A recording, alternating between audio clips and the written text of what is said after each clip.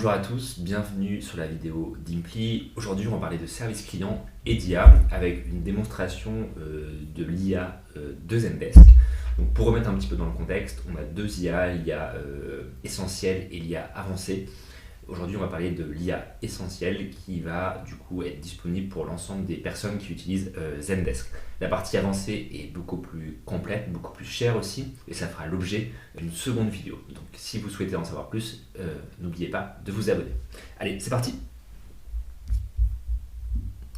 Donc ici, on est sur un Zendesk, et on va aller directement sur la partie IA qui s'appelle AI Agent. Donc, on a en haut la partie essentielle et on a la partie advanced qui est la partie du coup dont je vous parlais qui est beaucoup plus robuste. Et la partie advanced en fait vient du rachat d'Ultimate. Ultimate qui était le leader dans la partie service client IA qui a été racheté par Zendesk. Et là, ils l'ont enfin intégré au produit Zendesk. Et on verra ça dans une seconde vidéo. Donc ici, on va plutôt regarder la partie basique. Donc c'est assez simple, hein. Là, j'ai créé un agent IA directement ici. Et on va voir comment on peut le configurer. Donc on a en soi trois onglets. Le premier, ça va être plutôt pour voir les performances en fait, du bot. Donc là, on ne l'a pas lancé, donc il n'y en a pas. Mais globalement, on regarde le nombre de personnes qui l'ont utilisé, le nombre de fois où une conversation a été transférée à un agent et le nombre de fois où on a eu des résolutions automatiques. Sur la partie paramétrage, on a quelque chose de très basique. On va choisir le nom du bot, on va lui ajouter une photo et on va aussi définir son persona.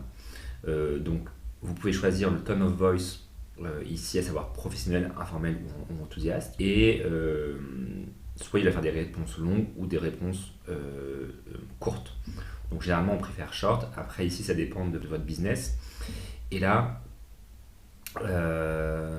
on peut parler plus en détail du type de business que vous êtes. Il ne recommande pas de le faire via une IA. Donc, typiquement, si vous êtes par exemple Decathlon, vous pouvez effectivement reprendre un peu certains aspects je sais pas, de vos valeurs, de la manière dont vous communiquez avec vos clients. Donc voilà pour la partie persona. Ensuite, il y a la partie langage. Donc là, vous choisissez votre langage par défaut, à savoir que le bot peut traduire automatiquement les messages du bot sans aucun problème. Donc là, vous pouvez choisir éventuellement les langues qui vous intéressent. Donc, regardez-moi ce que je peux mettre. Voilà, English. Donc comme ça, par défaut, si jamais il y a quelqu'un qui parle en anglais, on peut lui répondre. Et ensuite, vous décidez en fait cet agent IA sur quoi vous allez le connecter. Donc la plupart du temps, en fait, on le connecte à Zendesk Messaging, qui est le widget de Zendesk qui ressemble à un chat. Donc là, en l'occurrence, c'est ici. Et après aussi, vous devez rattacher ce bot-là à un centre d'aide. Donc avant de commencer à configurer le bot, il faut absolument que vous ayez créé un centre d'aide. Pourquoi ? Parce que l'IA de Zendesk en fait va aller chercher l'ensemble des informations dans votre centre d'aide Zendesk. Donc il faut qu'il soit à jour, il faut qu'il soit complet, il faut qu'il soit bien structuré si vous voulez vraiment que l'IA soit performante. Donc sur l'IA essentielle, on peut uniquement brancher le centre d'aide, et sur la partie advanced, on peut aller chercher d'autres sources de données, des fichiers, etc. Ensuite, le dernier onglet, c'est la partie comportement. Donc là, vous pouvez mettre dans le dur la question, la première question du bot.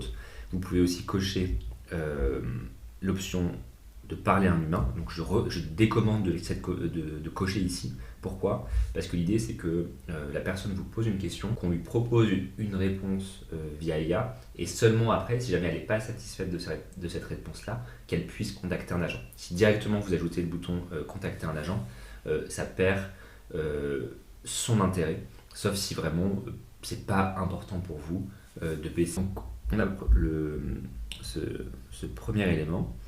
Ensuite, c'est une fois qu'on a proposé que l'IA a proposé une réponse, on va poser la question à la personne, est-ce que vous avez été satisfait de l'aide qu'on vous a apportée? Et lui, il a le choix de dire oui, ça m'a aidé, ou non, ça m'a pas aidé. Donc ici, vous affichez le message si jamais vous êtes content de la réponse de l'IA.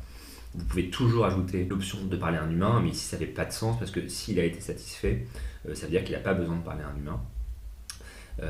En revanche, effectivement, si jamais l'IA n'a pas répondu correctement à la question ou que la réponse n'est pas satisfaisante, là je vous encourage à cocher l'option Talk to Human pour justement que la personne puisse contacter votre service client et qu'il n'y ait pas une expérience dégradée qu'on peut voir de temps en temps, c'est-à-dire de rester coincé dans un bot sans avoir la possibilité de parler à une vraie personne humaine. Ensuite, parfois l'IA ne sera pas capable de répondre à la question. Dans ce cas-là, c'est le message ici que vous devez préparer. Et pareil, l'idée c'est que si jamais l'IA ne comprend pas la question, c'est que le user puisse créer un ticket pour qu'un humain puisse y répondre. Donc pareil, là on coche. Ensuite, ici, on configure ce qui se passe une fois qu'on écrit parler à un agent. Donc l'idée, c'est de se baser sur un emploi du temps. Donc c'est l'emploi du temps que vous allez configurer dans Zendesk. Donc en gros, le bot va se comporter différemment si le message est envoyé pendant les heures ouvrées ou les heures fermées. Donc la plupart du temps, vous connectez à un emploi du temps, mais vous pouvez aussi très bien dire que vous êtes toujours en ligne si c'est vraiment le cas. Et donc ensuite, vous pouvez différencier les réponses quand vous êtes fermé. Donc en l'occurrence, imaginons là vous êtes ouvert, là vous avez deux options. Soit créer un ticket, donc dans ce cas-là, ça va directement aller dans Zendesk. Et c'est à vous de choisir si vous allez répondre en live ou pas, ou sinon vous pouvez créer une réponse custom. Dans ce cas-là, vous saisissez le texte que vous souhaitez et vous pouvez ajouter un bouton qui va par exemple renvoyer vers par exemple un formulaire par exemple plus classique, éventuellement via un numéro de téléphone. Bref, c'est vraiment vous qui choisissez.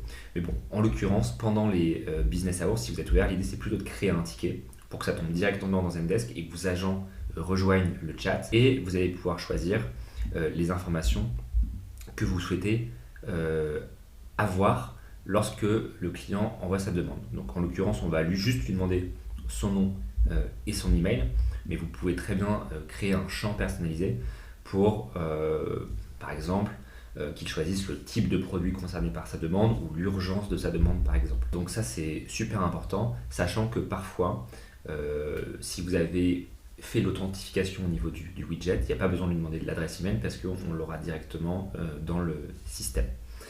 Donc voilà, et ensuite, une fois qu'il a envoyé sa demande, vous lui dites ok, on reviendra vers vous dans les plus brefs délais. Donc à vous de décider si vous allez lui répondre dans les 2 minutes ou si vous répondez dans les 24 heures. Si vous répondez dans les 24 heures, vous pouvez très bien dire ok, on reviendra vers vous par email puisque vous avez l'adresse email de la personne. Si jamais vous n'êtes pas disponible, vous pouvez afficher du coup un message particulier. Pareil, soit vous pouvez laisser la personne créer le ticket tout en disant ok, on est fermé mais on va venir vers vous demain, ou pareil vous pouvez créer une réponse custom. Donc voilà, honnêtement ça prend vraiment 10 minutes la configuration, donc c'est hyper rapide. L'idée c'est vraiment de faire un travail sur le centre d'aide pour avoir des réponses les plus complètes possibles. Donc là on va tester l'agent en live, donc vous pouvez le tester ici, et on va voir comment il se comporte. Donc bonjour, vous avez une question, je suis là pour vous aider. Donc ça reprend un petit peu ce qu'on a configuré ici. Bonjour, je souhaite savoir si vous livrez à Marseille. Bon là c'est sur une instance test, mais logiquement j'ai des articles qui sont dispo. Donc là typiquement on crée une réponse du coup par IA en disant hop là, je ne vis pas encore à Marseille, nous grandissons, etc. Bref, il y a une réponse plutôt cohérente. On voit les articles qui peuvent éventuellement vous apporter encore plus d'informations. Là en l'occurrence, je dis que l'article a été utile et donc du coup, on clôt la demande. Donc là, on génère aussi une une réponse. En l'occurrence, pour X ou Y raison, je ne suis pas satisfait, et donc du coup je dis non, je ne suis pas satisfait. Et là, pareil, on va me proposer du coup de parler à un agent. Et avant de parler à un agent, on va